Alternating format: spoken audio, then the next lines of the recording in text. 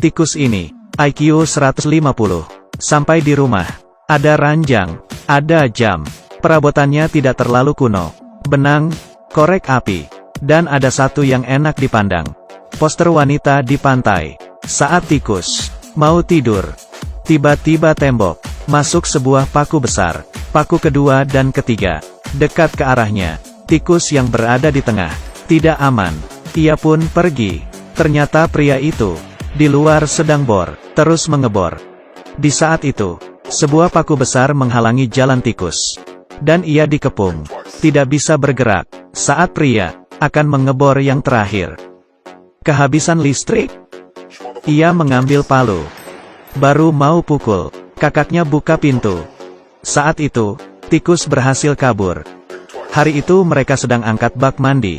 Tikus sengaja bersembunyi di balik botol. Berhasil buat pria itu kaget.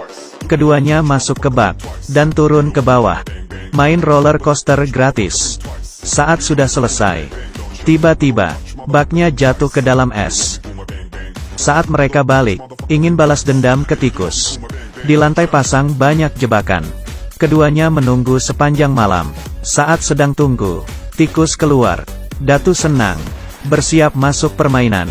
Melihat tikus, dengan santai, melewatinya, melompat ke atas lemari, berjalan, loncat ke seberang pakai lampu, melalui 3 lengkungan, sampai atas kaleng. Melihat tikus loncat, mengambil ceri, dilempar ke bawah, jatuh ke bawah, terkena jebakan. Sebuah jebakan bergerak, satu demi satu datang ke arah mereka. Rencana Datu tidak berhasil. Mereka berdua terjepit. Mereka berdua ambil penyedot debu mengejar tikus. Tikus bergegas masuk ke dalam lubang. Datu memasukkan alat ke dalam lubang. Melihat saluran penyedot debu. Keluar air. Kantong di dalam mesin keluar. Keduanya tidak senang, dan tidak tahu. Yang tersedot, pipa saluran pembuangan. Kantong di hadapannya semakin besar. Tikus di jendela, menyaksikan. Air kotoran ini semuanya keluar. Mereka berdua gagal. Tidak ada cara lain. Membayar. Orang datang untuk menangkap tikus. Cara mereka berbeda. Dapat mendengar posisinya. Dengan mencium sudah bisa tahu hewan apa. Di sini ada tikus. Mendengar itu, ini adalah orang yang tepat. Penangkap tikus sudah bersiap, mulai mencari.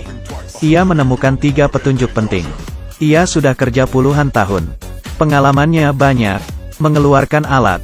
Pakai sebuah kapitan dan ambil. Betul, seekor jantan. Dan mengambil itu. Dimasukkan ke dalam mulut. Merasakannya. Harus berhasil. Kenali diri sendiri dan musuh. Perang dimulai. Ia mulai bergerak. Menggunakan alat. Mulai melihat posisi lubang tikus. Tiba-tiba tidak ada sinyal. Saat itu tikus mulai beraksi, menggeser tali ke pipa saluran. Bergegas pergi keluar. Saat penangkap tikus sadar talinya putus. Di saat itu, kenapa familiar? Bergegas lihat jendela, memperbesar 30x. Melihat tikus, mengaktifkan saklar, roda berputar, mulai menarik. Penangkap tikus dari lantai 2 ke lantai 1, merusak pintu keluar, dan berhenti di luar. Terpenting, tikus tahu dia suka makan kotoran. Kasih dia 1 biji, dan kembali ke rumah. Penangkap tikus diselamatkan. Di depan, mendapat pukulan serius. Dalam karirnya, ini sebuah kemaluan. Datu kembali ke rumah. Rumahnya kacau balau. Keduanya ke dapur, dan sadar. Sandwich bergerak. Xiao Kuan ambil panci, mulai bergerak.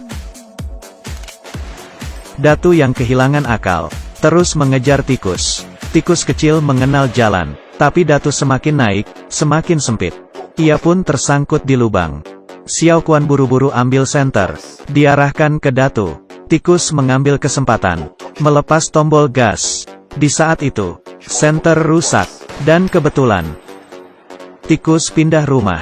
Hal pertama, agar masalah selesai, ia nyalakan korek api, mulai keluar api.